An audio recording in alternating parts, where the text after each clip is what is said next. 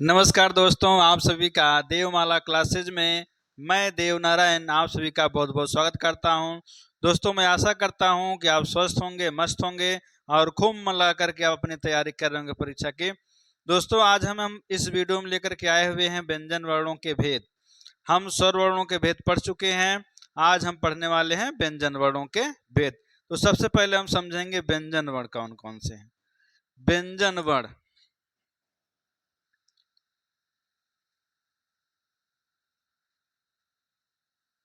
व्यंजन वर्ण, व्यंजन वर्णों के भेद।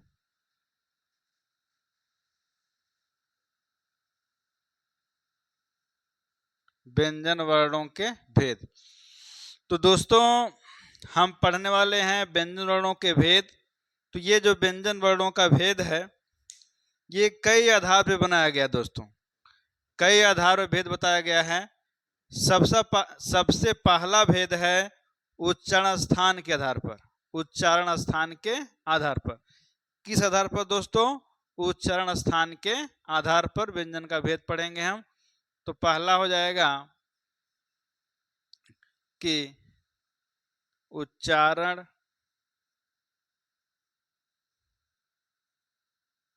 स्थान के आधार पर व्यंजन के भेद है। उच्चारण स्थान के आधार पर व्यंजन के भेद। दोस्तों, जो व्यंजन वर्ण है उनका एक उच्चारण स्थान होता है और सभी व्यंजन का जो सभी व्यंजनों का जो उच्चारण स्थान होता है वो अलग अलग होता है। तो व्यंजनों के उच्चारण स्थान के आधार पर व्यंजन के भेद बताए गए हैं। तो चलिए हम देखते हैं पहला भेद कौन सा है। पहला भेद है कंठ्य वर्ण। कंठ्य व्यंजन पहला व्यंजन है दोस्तों, कंठ्य व्यंजन। दूसरा है तालव्य व्यंजन। दोस्तों, तीसरा है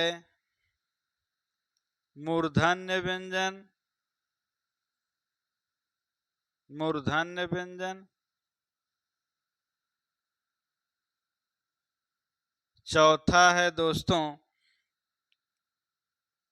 दंत व्यंजन। दंत्य व्यंजन। और पांचवा है दोस्तों ओष्ठ व्यंजन।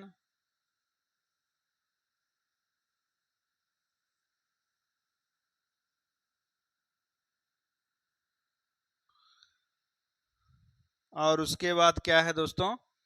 उसके बाद है दंत व्यंजन, ओष्ठ व्यंजन, फिर है दंत ओष्ठ व्यंजन। छठवां है दंत्य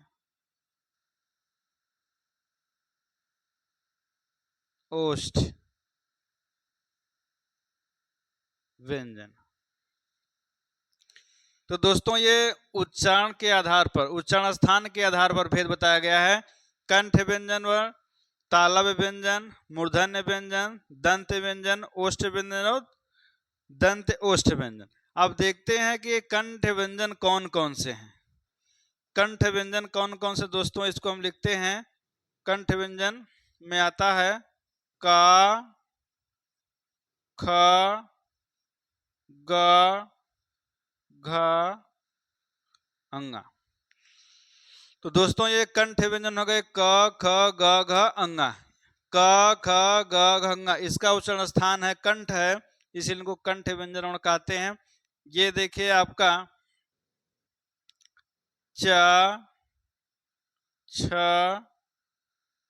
ज, झ, इया।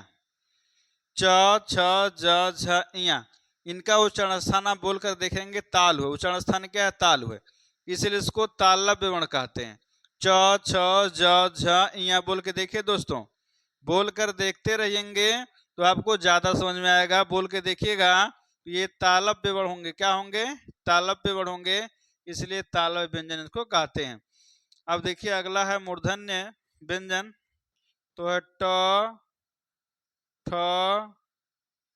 ड, ढ, ड़। इसको मूर्धा है उच्चारण स्थान, जिह्वा के जो हम मोड़ करके ऊपर ले जाते हैं, तालु के पिछले भाग को ले जाते हैं, तब आप बोलते हैं ट, ठ, ड, ढ, अड़ा। तो ट, ठ, ड, ड़ का इसका उच्चारण स्थान मूर्धा है, इसीलिए इन वर्णों को मूर्धन्य व्यंजन कहते हैं। इसके बाद है दंत व्यंजन। इसके बाद दंत व्यंजन है, तो दंत व्यंजन होते हैं त, थ, द, ध, न। त, थ, द, ध, न।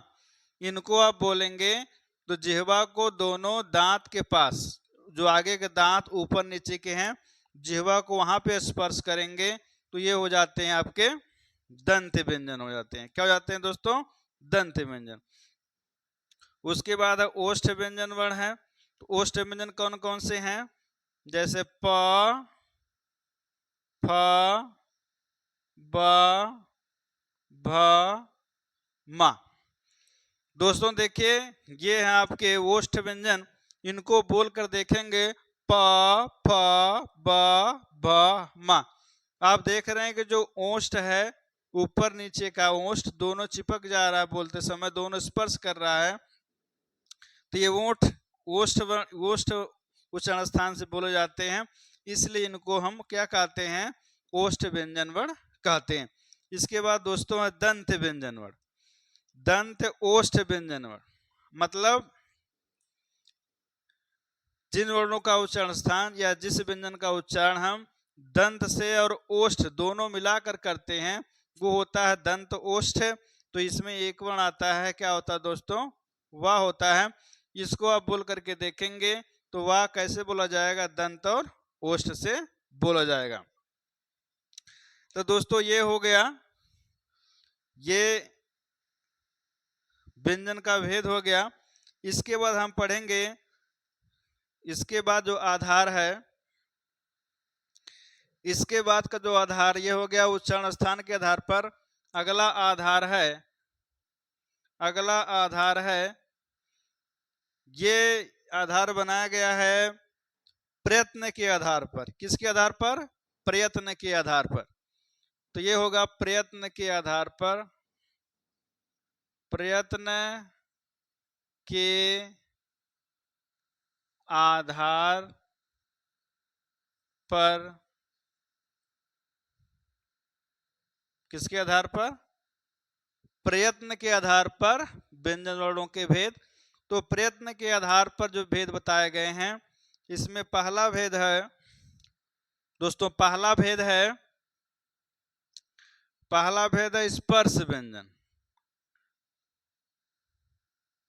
स्पर्श व्यंजन या वर्गीय व्यंजन। स्पर्श व्यंजन या वर्गीय व्यंजन। दोस्तों प्रयत्न के आधार पर स्पर्श व्यंजन या वर्गीय व्यंजन है। इसमें आप देखेंगे कि कौन कौन से वर्ण आते हैं। तो स्पर्श व्यंजन आपको पढ़ा चुके थे हम, व्यंजन का जो पढ़ाए संक्षिप्त रूप पढ़ाए थे उसमें पढ़ाया गया था। तो स्पर्श व्यंजन जो होते हैं इनको वर्गीय व्यंजन कहते हैं, क्योंकि ये 5 वर्गों में है। कितने वर्गों में है? 5 वर्गों में है। दोस्तों स्पर्श व्यंजन किसे कहते हैं? कि किसी व्यंजन को उच्चारण करने के लिए किसी न किसी उच्चारण स्थान को स्पर्श करना होता है, तब जाकर ये व्यंजन वर्ण बोले जाते हैं। इसलिए इनको हम क्या बोलते हैं दोस्तों? स्पर्श व्यंजन वर्ण बोलते हैं। ये 5 वर्गों में विभाजित हैं। तो पांचों वर्ग कौन कौन से हैं? 5 वर्ग कौन कौन से हैं? पहला है क वर्ग,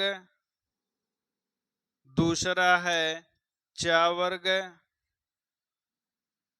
तीसरा है ट वर्ग, और चौथा है ता वर्ग और पांचवा है पा वर्ग। तो स्पर्श व्यंजन 5 वर्गों में होते हैं, इसलिए इनको वर्गीय व्यंजन भी कहते हैं। और इसमें कौन कौन से बढ़ाते हैं? तो क वर्ग में क, ख, ग, घ, अंग, च, छ, ज, झ, ञ, ट, ठ, ड, ढ, ड़, त, थ, द, ध, न, प, फ, ब, भ, म। तो दोस्तों ये 5 वर्ग में है। कितने वर्गों में? 5 वर्ग हैं। पूछा जाए वर्ग कितने होते हैं? 5 होते हैं। 5 वर्गों में कुल मिलाकर कितने व्यंजन हो गए दोस्तों? तो एक वर्ग में 5 है, कुल मिलाकर के हो जाते हैं वर्ण कितने हो गए दोस्तों? 25 वर्ण हो गए। कितने वर्ण हो गए दोस्तों? 25 वर्ण हो गए। और पहले पहले वर्ण के नाम पे वर्ग का नाम पड़ा हुआ है। आपको बता दें ये वर्गों का पहला अक्षर होता है, ये दूसरा है, ये तीसरा है, ये चौथा है और ये पांचवें वर्ण है। तो दोस्तों प्रयत्न के आधार पर पहला भेद होगा स्पर्श व्यंजन। स्पर्श व्यंजन उसे कहते हैं जब किसी व्यंजन वर्णों का उच्चारण करते हैं तो किसी न किसी उच्चारण स्थान को स्पर्श करते हैं। तो बिना स्पर्श किए हुए उच्चारण स्थान को नहीं बोले जा सकते हैं, इसलिए इसको स्पर्श व्यंजन कहते हैं। और स्पर्श व्यंजनों की संख्या कितनी दोस्तों? 25 है। इसके बाद हम आगे पढ़ेंगे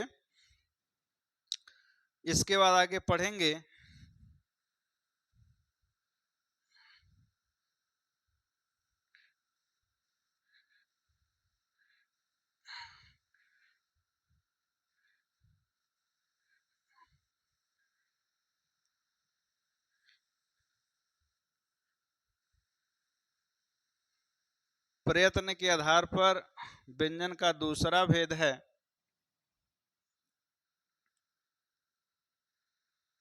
पहला हो गया, दूसरा भेद है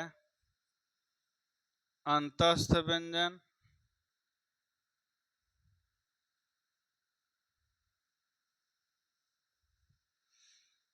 दोस्तों अंतस्थ व्यंजन कौन कौन से हैं हिंदी वर्णमाला में? तो य, र, ल, व। संख्या क्या हो गई दोस्तों? 4। तो दूसरा व्यंजन है ये, प्रयत्न के आधार पर दूसरा भेद है अंतस्थ व्यंजन। इसका उच्चारण स्थान होता है, जब इसको हम बोलते हैं तो ऐसा लगता है कि जो मुख के अंदर से जो ध्वनि है वो बाहर नहीं आ रही है, अंदर ही स्थित है, इसलिए इसको हम अंतस्थ व्यंजन वर्ण कहते हैं। कह सकते हैं कि जिन व्यंजन वर्णों का उच्चारण स्वर और व्यंजन के मध्य होता है, जिन व्यंजन वर्णों का उच्चारण स्वर और व्यंजन वर्णों के मध्य होता है उसे हम क्या बोलते हैं? अंतस्थ व्यंजन वर्ण भी कहते हैं। इसके बाद दोस्तों अगला भेद है ऊष्म व्यंजन। ऊष्म व्यंजन, इसको संघर्षी व्यंजन भी कहते हैं। क्या कहते हैं? संघर्षी। संघर्षी व्यंजन भी कहते हैं। इनकी संख्या भी 4 है। कौन कौन से हैं? तो सा, तालब सा, मूर्धन्य सा, छोटा सा, हा। संख्या कितनी है? 4 है। ऊष्म व्यंजन किसे कहते हैं दोस्तों? जब उच्चारण करते समय मुख से गर्म हवा निकलती है, मुख से गर्म हवा निकलती है तो वहां पे ऊष्म व्यंजन होता है। ऊष्म माने गर्म होता है, ऊष्म माने गर्म होता है। जैसे बोलेंगे श श श ह, तो मुख से गर्म हवा निकल रही है, इसलिए इसको हम क्या बोलते हैं? ऊष्म व्यंजन बोलते हैं। इसमें घर्षण होता है। किसके साथ होता है? घर्षण के साथ उच्चारण होता है, इसलिए इसको संघर्षी वर्ण भी कहते हैं। इसके बाद दोस्तों हम पढ़ेंगे उच्छिप्त व्यंजन, जिसको हम द्विगुण व्यंजन भी कहते हैं, उच्छिप्त व्यंजन जिसको द्विगुण व्यंजन भी कहते हैं।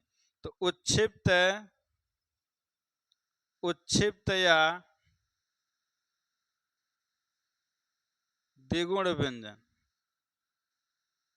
उच्छिप्त या द्विगुण व्यंजन, इसमें कौन कौन से व्यंजन आते हैं दोस्तों? इसमें आते हैं ड ढ, कौन कौन हो गए? 2 हो गए, उच्छिप्त व्यंजन हो गए। इसको ढ, ये हो गए दोस्तों, ये उच्छिप्त व्यंजन हो गए। उच्छिप्त व्यंजन किसे कहते हैं? जिन जिन व्यंजन वर्णों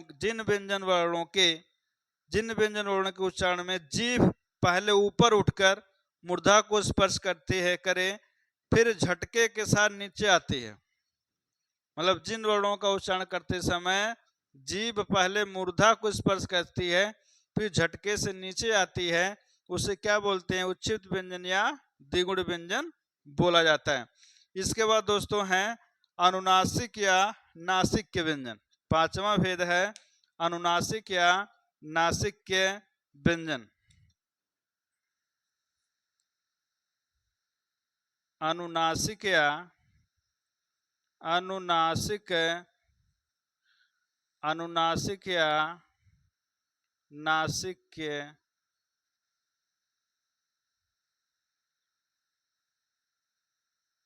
व्यंजन। इसमें दोस्तों आते हैं कि जिन वर्णों का उच्चारण करते समय मुख के अलावा नासिका माने नाक का भी सहारा लिया जाता है, उसे हम बोलते हैं अनुनासिक या नासिक के व्यंजन कहते हैं। इसमें जो आते हैं वर्गों के पंचमाक्षर आते हैं, वर्गों के 5वें अक्षर आते हैं। तो पहला अक्षर क्या होगा? ये 5वां अक्षर आते हैं, कौन कौन से हैं? तो दोस्तों हो गया का ख गंगा, च छ ज झैया, ट ठ ड ढ ड़, त थ द ध न, प फ ब भ म। संख्या कितने हो गए दोस्तों? 5 हो गए। तो ङ या ड़ न म ये नासिक के व्यंजन वर्ण हैं या अनुनासिक व्यंजन है। इसके बाद दोस्तों हम पढ़ते हैं स्पर्श संघर्षी व्यंजन। स्पर्श संघर्षी, इसके बाद भेद है स्पर्श संघर्षी। 6वां भेद है, 6वां भेद स्पर्श संघर्षी व्यंजन। स्पर्श संघर्षी व्यंजन। तो स्पर्श संघर्षी व्यंजन मतलब होता है दोस्तों जिन स्पर्श व्यंजन का उच्चारण करते समय थोड़ा घर्षण होता है, उसे क्या बोलते हैं? स्पर्श संघर्षी व्यंजन बोलते हैं। इसमें दोस्तों आते हैं च छ ज झ, च छ ज झ इया। तो च छ ज झ इया ये दोस्तों कैसे वर्ण हैं? ये स्पर्श संघर्षी व्यंजन वर्ण है। कैसे वर्ण है? स्पर्श संघर्षी व्यंजन वर्ण है। इसके बाद दोस्तों आगे हम पढ़ेंगे अर्धस्वर। क्या दोस्तों? अर्धस्वर। अर्धस्वर व्यंजन कौन कौन से हैं? अर्धस्वर दोस्तों नोट्स बनाते जाइए, बहुत इंपॉर्टेंट टॉपिक चल रहा है। अगला है अर्धस्वर। 7वां है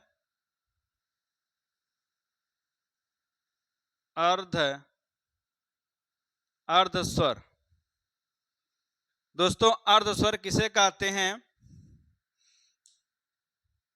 कह सकते हैं जिन व्यंजन वर्णों का उच्चारण स्वर एवं व्यंजन के बीच का हो। जिन व्यंजन वर्णों का उच्चारण स्वर और व्यंजन वर्णों के बीच का हो उसे हम अर्धस्वर कहते हैं। इनकी संख्या 2 है। कौन कौन से हैं? या है और वाह है।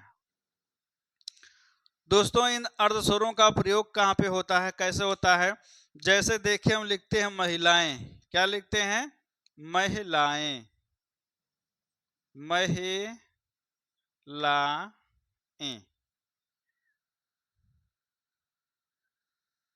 ठीक है दोस्तों। और हम ऐसे महिलाएं भी लिख सकते हैं, ऐसे भी महिलाएं लिखते हैं, महिलाएं। ठीक है।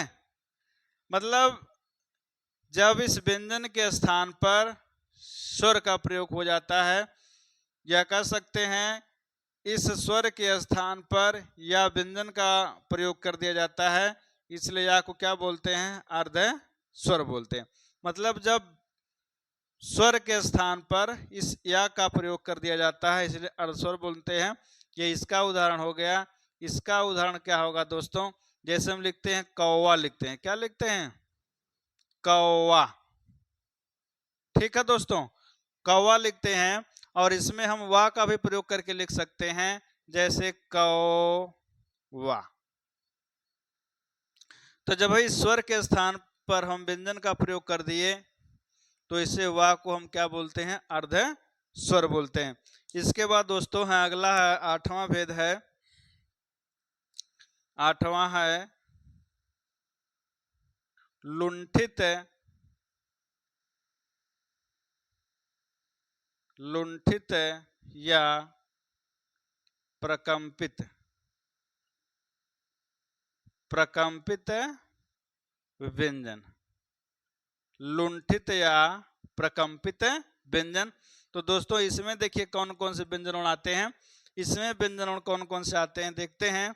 इसमें आते हैं रावण, केवल आता है, क्या आता है, रा।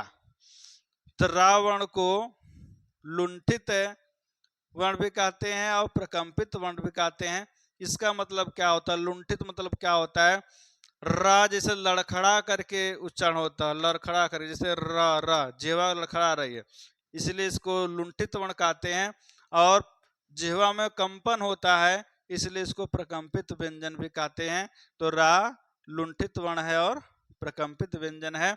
दोस्तों बहुत इंपॉर्टेंट टॉपिक चल रहा है, एकदम समझिए, यहाँ से प्रश्न आना निश्चित है, इसलिए इसको एकदम इत्मीनान से देखिए और एकदम कंठस्थ कर लीजिए।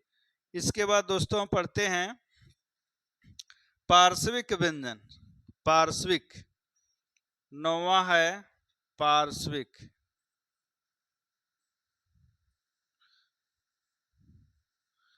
पार्श्विक व्यंजन कौन है दोस्तों, तो पार्श्विक व्यंजन क्या है, ला है। पार्श्विक व्यंजन क्या है, ला। इसके बाद दोस्तों, इसके बाद पढ़ते हैं, इसके बाद अगला व्यंजन हम पढ़ते हैं संयुक्त व्यंजन। क्या पढ़ेंगे दोस्तों, अगला भेद है संयुक्त व्यंजन। अगला भेद है संयुक्त व्यंजन। तो ये कितने व्यंजन हैं दोस्तों, ये हैं 4 वर्ण हैं। कौन कौन से हैं, छ, त्र, ज्ञ और श्र। तो दोस्तों ये संयुक्त व्यंजन वर्ण कितने हैं, ये संयुक्त व्यंजन वर्ण 4 हो गए। अब देखिए छ कैसे बना हुआ है, का मिलाएंगे आधा, आ मिलाएंगे तो क्या बनेगा,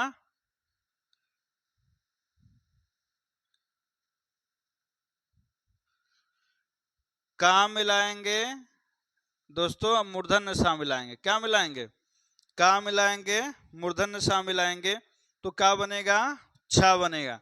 अब इसके बाद देखिए त्रा कैसे बनता है, ता मिलाएंगे और रा मिलाएंगे तो त्रा बन जाएगा।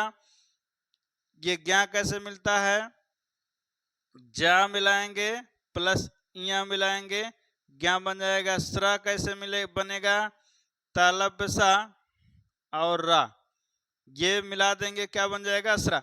दोस्तों इसको याद कर लीजिए, ये एक छा वाला बहुत बार पूछा जाता है, वेरी वेरी इंपॉर्टेंट है। तो छा कैसे बना हुआ, क मूर्धन्य स, त्रा कैसे बना हुआ, त्र त र, ज्ञा कैसे बना हुआ है, ज इया, स्रा कैसे बना हुआ, तालब्य श और रा। एक और दोस्तों है, पूछा जाता है काकल्य वर्ण। 10वां भेद है काकल्य वर्ण। का काकल्य वर्ण, इसी को दोस्तों स्वर तंत्री वर्ण भी कहते हैं। स्वर तंत्रीय वर्ण भी, स्वर तंत्रीय वर्ण भी कहते हैं। इसी को क्या कहते हैं दोस्तों? काकल्य वर्ण या स्वर तंत्री वर्ण। तो कौन है वो? हा वर्ण है। कौन सा है दोस्तों? हा। इसी को काकल्य या स्वर तंत्री वर्ण बोलते हैं। तो हा वर्ण हो गया। दोस्तों ये व्यंजन का जो भेद है बहुत ही इंपॉर्टेंट है, इसको आप जरूर पढ़िए, खूब अच्छे से पढ़ के खूब इसको याद कर डालिए, कौन से व्यंजन में कौन से वर्ण आते हैं। दोस्तों ये बहुत इंपॉर्टेंट था, यहाँ पर जरूर बनेंगे। दोस्तों आज के लिए इतना बहुत है। दोस्तों यदि ये वीडियो आपको अच्छी लगी हो तो ज़्यादा से ज़्यादा लोगों को शेयर करिए, चैनल को सब्सक्राइब कर लीजिए और कमेंट जरूर कमेंट बॉक्स में करिए वीडियो आपको कैसे लगी। धन्यवाद दोस्तों।